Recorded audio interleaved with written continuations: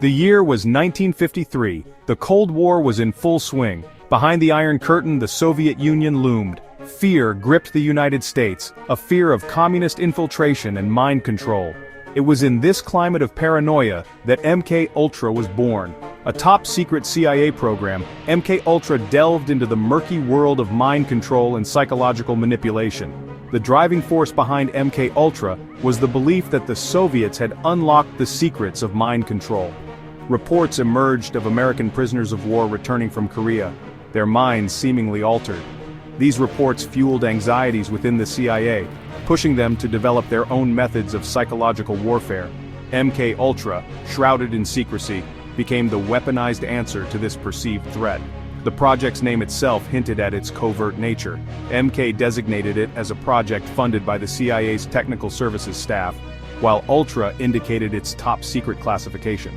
This clandestine program operated in the shadows, its existence unknown to most Americans and even many within the government itself. Driven by the urgency of the Cold War, MK-Ultra embarked on a perilous quest.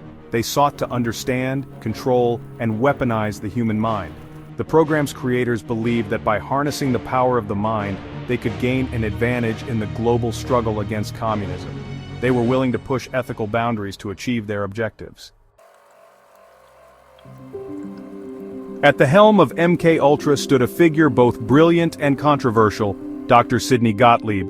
A chemist with a PhD from Caltech, Gottlieb was the mastermind behind many of the program's most radical experiments.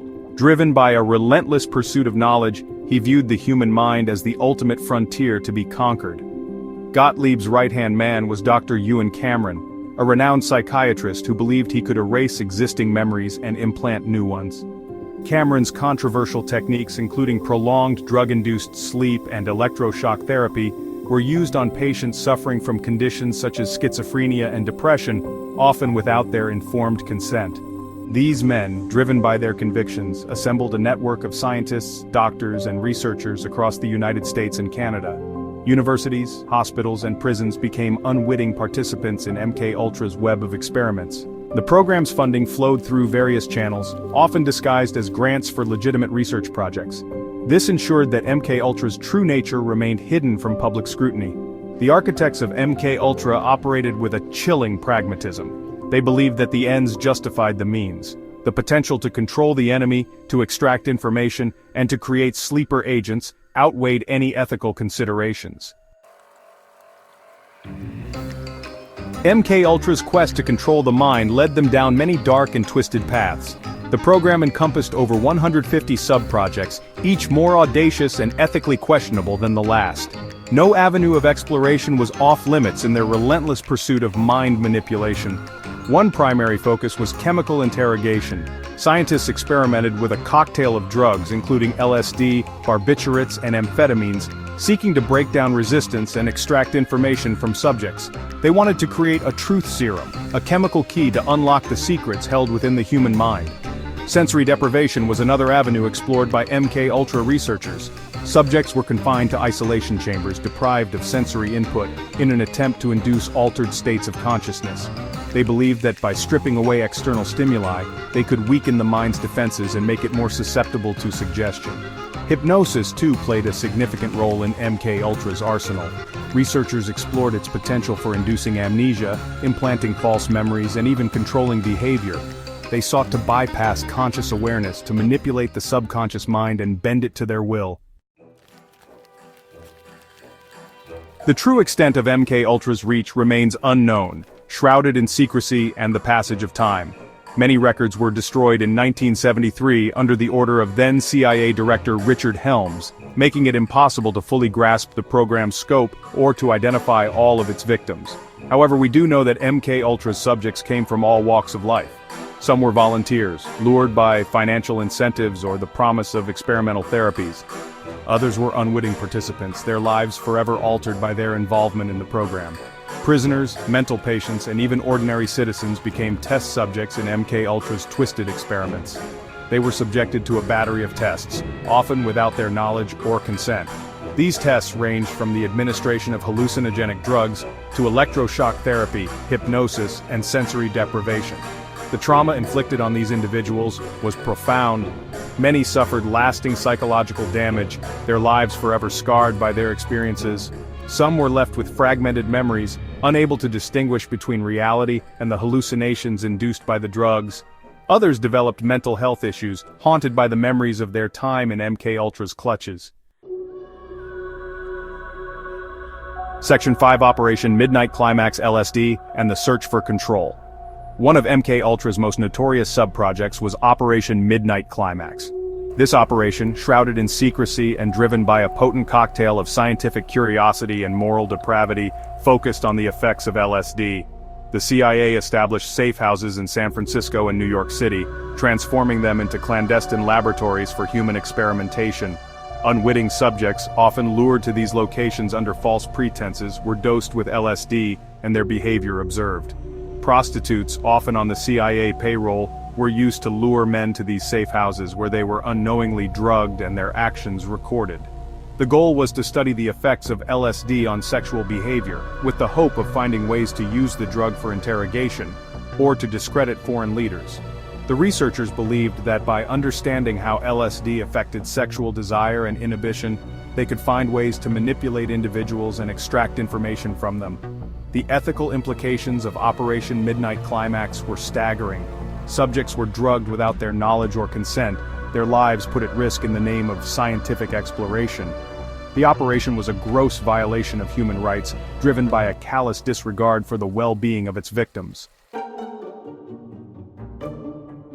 Section 6. Whispers and Shadows, the Slow Unraveling of MKUltra. For nearly 2 decades, MKUltra operated under a veil of secrecy, its existence unknown to the public. However, whispers of the program's activities began to surface in the late 1960s and early 1970s. The growing anti-war movement, and a heightened awareness of government overreach, created an environment where whistleblowers felt empowered to come forward. Former MKUltra participants, troubled by their experiences and the ethical implications of the program, began to speak out. Among them was Frank Olson, a CIA biochemist who had been involved in MKUltra experiments. Olson had a mental breakdown after unknowingly being given LSD and died under mysterious circumstances in 1953. His death, initially ruled a suicide, raised suspicions and brought further scrutiny to the CIA's activities. These revelations, coupled with growing public distrust of the government, forced the CIA to take action. In 1973, then CIA Director Richard Helms ordered the destruction of all MKUltra files. While many documents were lost, some survived, providing a glimpse into the program's dark underbelly. Section 7. The Church Committee Exposing the Secrets. In 1975, in the wake of the Watergate scandal and growing public concern about government overreach, the Senate formed a special committee to investigate allegations of wrongdoing by the CIA. This committee, chaired by Senator Frank Church, became known as the Church Committee.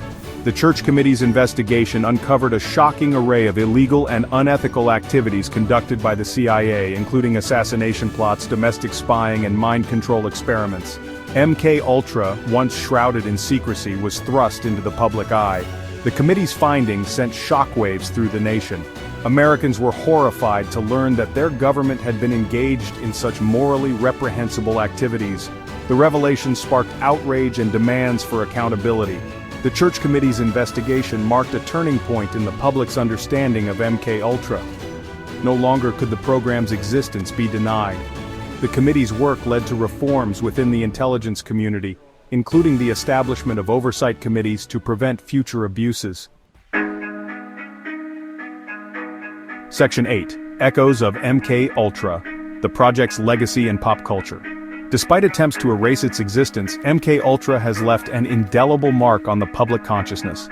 The program's themes of mind control, government conspiracies, and the dark side of science have resonated with artists, writers, and filmmakers. MKUltra has been featured in countless books, movies, and television shows, often serving as a cautionary tale about the dangers of unchecked power and the abuse of science. The program's legacy can be seen in works such as the film The Manchurian Candidate, the television series Stranger Things, and the video game franchise Call of Duty Black Ops. These fictional portrayals, while often dramatized, reflect the public's fascination with MKUltra and its enduring legacy. The program serves as a reminder of the potential for abuse within the intelligence community and the importance of safeguarding individual rights. MKUltra's influence extends beyond fiction. The program's revelations have sparked debate and discussion about the ethics of human experimentation, the limits of government power, and the importance of transparency and accountability. Section 9. A Dark Mirror. Lessons from MKUltra and the Future of Ethics. MKUltra stands as a chilling reminder of the potential for abuse when the pursuit of knowledge is not tempered by ethical considerations. The program's legacy continues to spark debate about the boundaries of scientific exploration and the importance of protecting individual rights. The lessons learned from MKUltra are as relevant today as they were decades ago. In an era of rapid technological advancement and increasing government surveillance, it is more important than ever to be vigilant in safeguarding our freedoms. The pursuit of scientific knowledge must always be balanced with a deep respect for human dignity.